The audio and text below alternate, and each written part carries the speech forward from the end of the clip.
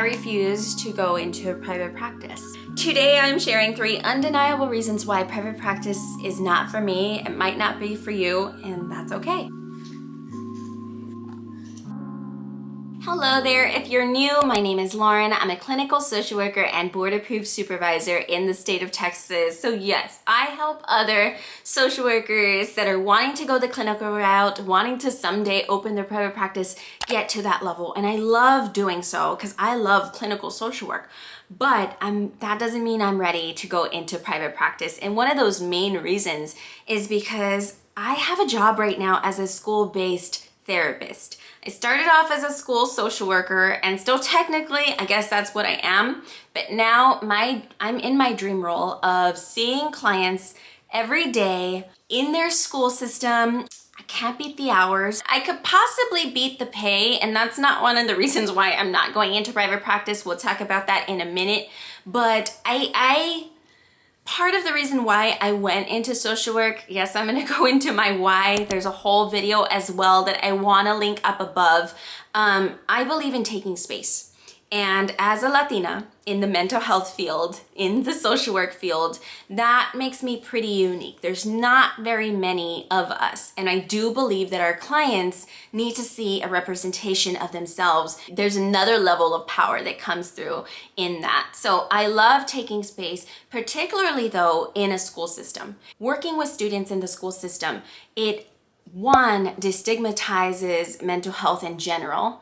And 2, it opens up the accessibility of mental health services to students that may otherwise not be able to see a therapist, a clinician. In the community I'm located in, which is San Antonio, Texas, and many other communities, I don't think this is particular to San Antonio itself. If you look on a map of where the mental health centers are, child counseling centers, take a look at where those resources lie.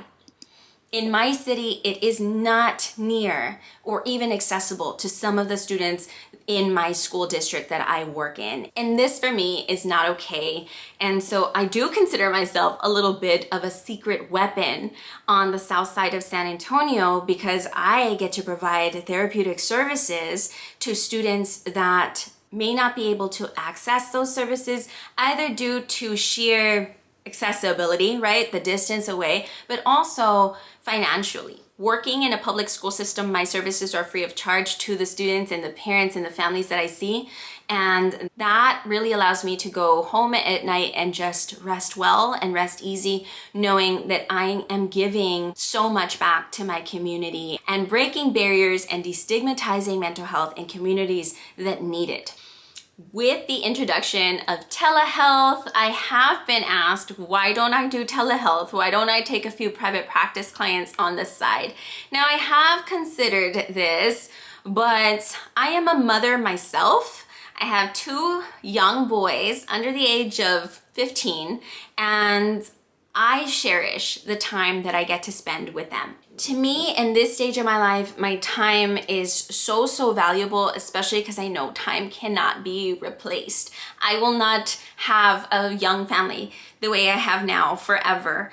So there's seasons for everything. I know some might think, well, why did you even get a clinical license? It's really allowed me to land the job and the role that I have right now. Had I not had my LCSW, there's no way I would have been able to be considered for a school-based therapist in my district. I do recall being a school social worker and just having that hunger to sit in front of a client and start the therapeutic process and treatment plan and things like that. And if that's something that you are wanting to do, I say go for it. If you're a school social worker in Texas and LMSW hoping to get a clinical license, I got you. I supervise school social workers.